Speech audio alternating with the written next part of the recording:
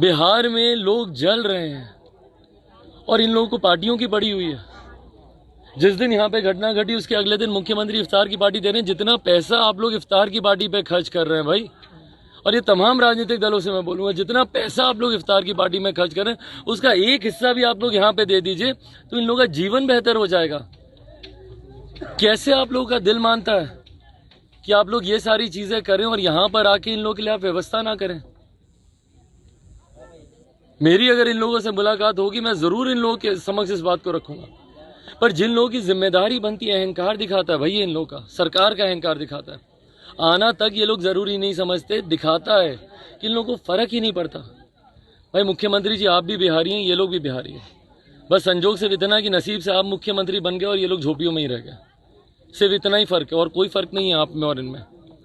पर आपका मुख्यमंत्री बनने का अहंकार, इन लोगों की बद्दुआ मत लीजिए भाई।